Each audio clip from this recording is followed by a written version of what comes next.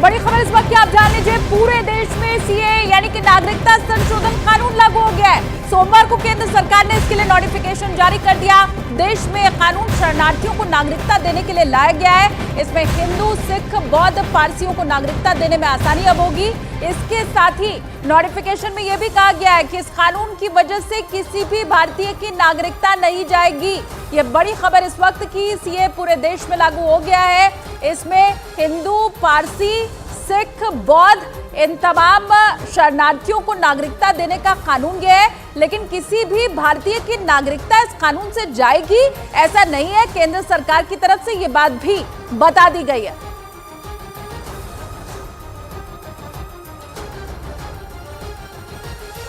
और चलिए अब आपको ये बता देते हैं कि आखिर सीए यानी कि नागरिकता संशोधन कानून है क्या, और ये कानून केंद्र सरकार को नागरिकता देने का अधिकार कैसे देता है। सीए संसद से 2019 में पारित हुआ था।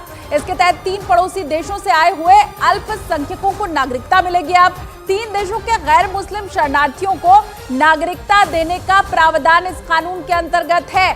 नागरिकता देने के लिए केंद्र सरकार ने वेब पोर्टल बना दिया है। अल्पसंख्यक शरणार्थियों को नागरिकता के लिए ऑनलाइन आवेदन इस वेब पोर्टल पर करना होगा। फिर सरकार की जांच पूरी होने के बाद ही नागरिकता लोगों को मिल पाएगी। और इसी के साथ अब ये 6 तस्वीर आपको हम दिखा रहे हैं कि किस तरह से देश में सीए लागू होने के बाद जश्न की तस्वीर आई सामने।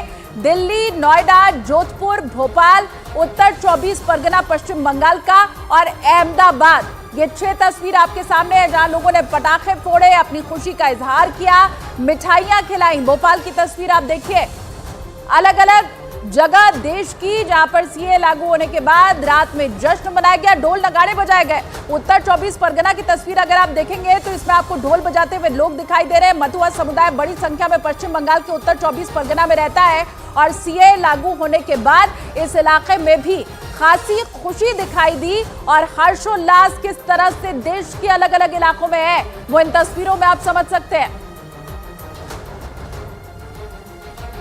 तो देश में नागरिकता संशोधन कानून लागू हो चुका है। गृह मंत्रालय ने इसके लिए नोटिफिकेशन भी जारी कर दिया है। सवाल अब ये उठता है कि आखिर इस कानून के बनने के बाद शरणार्थियों को नागरिकता मिलेगी कैसे। इसके लिए शरणार्थियों को वेब पोर्टल पर ऑनलाइन आवेदन करना होगा, जिसके बाद उस जिले के कलेक्टर आवेदन की जांच करेंगे। कलेक्टर की जांच पूरी होने के बाद ही रिपोर्ट केंद्र सरकार को भेज दी जाएगी। उस रिपोर्ट के आधार पर केंद्र सरकार की कार्रवाई आगे बढ़ेगी और फिर कार्रवाई पूरी होने के बाद नागरिकता का प्रमाण पत्र जारी कर दिया जाएगा। और अहमदाबाद में लोगों ने नागरिकता संशोधन कानून लागू होने पर जश्न मनाया। इन लोगों के साथ विधायक भी वहां पर मौजूद रहे।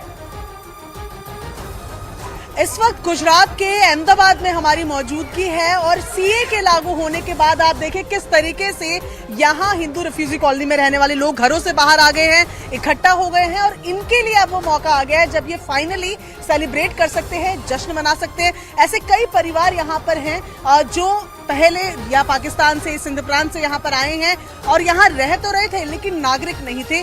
और अब जब ये बात सामने आई है कि सीए लागू हो रहा है, एक एम्पावर्ड कमेटी को दिया गया है काम जो क्रियान्वयन इसका करेगी। हम लोग के लिए शायद समझना भी इस चीज को मुश्किल है, लेकिन वो लोग जो 30 सालों से यहाँ रह रहे हैं, नागरिक नहीं है, अपने बच्चों के कुछ काम करवाने के लिए, स्कूल में एडमिशन कराने के लिए, अस्पताल में जाने के लिए एक नेसेसरी डॉक्यूमेंट होता था नागरिकता। अब 30 सालों के लंबे इंतजार के बाद इंतजार खत्म हो रहा है। सीए को इम्प्लीमेंट कर दिया गया है और ऐसे में इनकी खुशी का यहाँ ठिकाना नहीं। कैमरा पर्सन सुनील यादव के साथ प्रियंका कांडपाल, न्यूज़ 18 इंडिया, अहमदाबाद, गुजरात। और संसद से पास होने के 51 महीने बाद सीए देश में लागू हुआ है। आपको इसकी पूरी टाइमलाइन भी अब बता देते हैं। देखिए, 9 दिसंबर 2019 को नागरिकता संशोधन विधेयक लोकसभा से पारित हुआ था और इसके 2 दिन के बाद यानी कि 11 दिसंबर 2019 को राज्यसभा से नागरिकता संशोधन विधेयक पास हुआ। फिर 12 दिसंबर 2019 को राष्ट्रपति के हस्ताक्षर के बाद विधेयक कानून बन गया और फिर 11 मार्च 2024 यानी कि कल की तारीख केंद्र सरकार ने इसकी अधिसूचना जारी कर दी। यह कानून लागू हो गया देश में। और देश में सीए लागू होने से कोटा में मुस्लिम समुदाय के लोग भी जश्न मनाते दिखाई दिए। उन्होंने आतिशबाजी करके अपनी खुशी का इजहार किया। सिटीजन अमेंडमेंट एक्ट सीए लागू हो गया है। गृह मंत्रालय की तरफ से सीए को लेकर के नोटिफिकेशन जारी हो गया है और इसके साथ ही कोटा में सीए के लागू होने के बाद खुशी की तस्वीर देखने को मिल रही है। फिलहाल तमाम जो मुस्लिम युवा हैं वो यहाँ पर है, मुस्लिम समाज से जुड़े हुए जो लोग हैं वो यहाँ हैं और सीए के लागू होने के साथ ही यहाँ पर आतिशबाजी करने के साथ ही अपनी खुशी का इजहार करते हुए यहाँ पर नज़र आ रहे हैं। जो सीए है उसको लेकर के गृह मंत्रालय ने नोटिफिकेशन जारी कर दिया और क्या कहेंगे?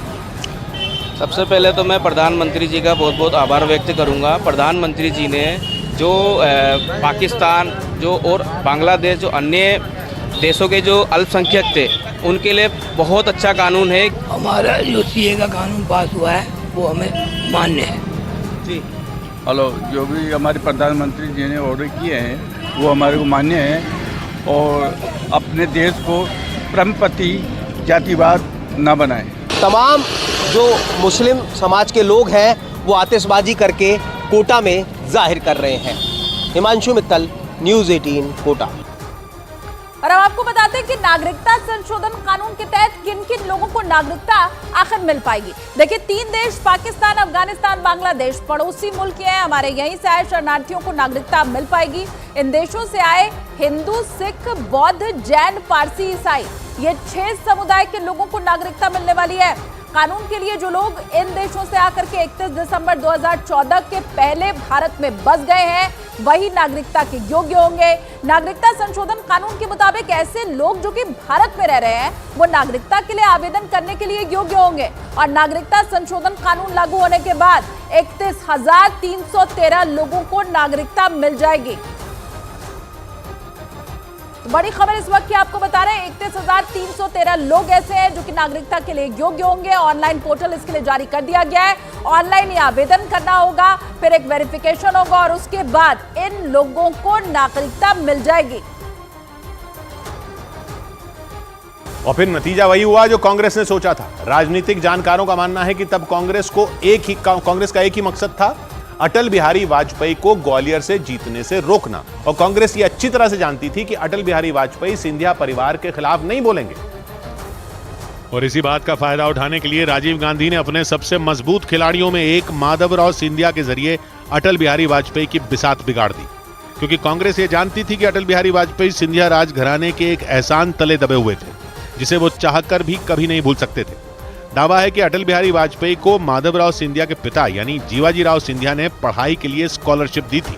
और तब की कुछ मीडिया रिपोर्ट में बकायदा ये दावा भी किया गया था कि उन्हें सिंधिया राजघराने की तरफ से हर महीने 75 रुपए की रकम भी दी जाती थी। और सिंधिया परिवार से अपने इन्हीं रिश्तों की वजह से उन्होंने कांग्रेस में चले जाने के बावजूद कभी भी माधवराव सिंधिया का विरोध नहीं किया। हालांकि माधवराव सिंधिया के बाद बीजेपी ने इस सीट पर पहली बार 1999 में जीत दर्ज की जब जयभान सिंह पवैया ने ग्वालियर में कमल खिलाया।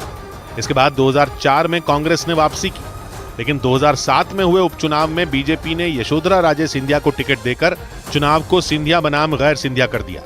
और एक बार फिर नतीजा वही हुआ जो माधवराव सिंधिया के वक्त हुआ था। मतलब यशोधरा राजे सिंधिया ने ग्वालियर में जीत दर्ज कर ये सीट बीजेपी की झोली में डाल दी और तब से अब तक हुए सभी चुनावों में वहां बीजेपी ने ही जीत का झंडा बुलंद किया।